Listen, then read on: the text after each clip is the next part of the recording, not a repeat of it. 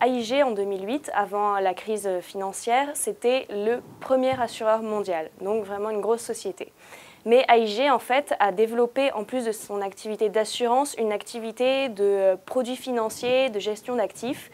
Et dans ce cadre, elle s'est mise à vendre des produits dérivés, ce qu'on appelle les CDS, mais aussi des CDO. Alors en fait, les CDS, ce sont des produits dérivés sous forme d'assurance sur une obligation.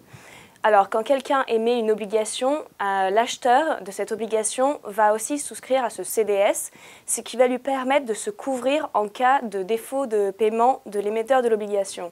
Donc, il paye une prime à AIG et en cas de défaut de paiement, il va pouvoir récupérer la valeur de l'obligation, mais aussi une partie des intérêts qui lui étaient dus. L'avantage, c'est de multiplier l'effet de levier et donc d'accorder plus de bonus et de primes aux actionnaires. Et d'un autre côté, j'ai aussi vendu des CDO qui sont en fait des produits de portefeuille de titres de dette qui vont être vendus à des investisseurs. Quand une banque veut sortir des créances de son bilan, donc les mettre hors bilan, les faire disparaître en quelque sorte, elle va créer des structures qu'on appelle des SVP, qui vont repackager ces titres de créances, ces dettes, et émettre ces CDO qui vont être achetés par des investisseurs.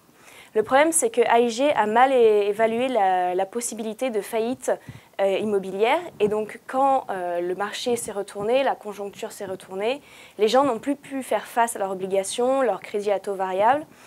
Fannie Mae et Freddie Mac ont fait faillite, et donc par une suite de contagion, AIG s'est retrouvé en situation de quasi-faillite.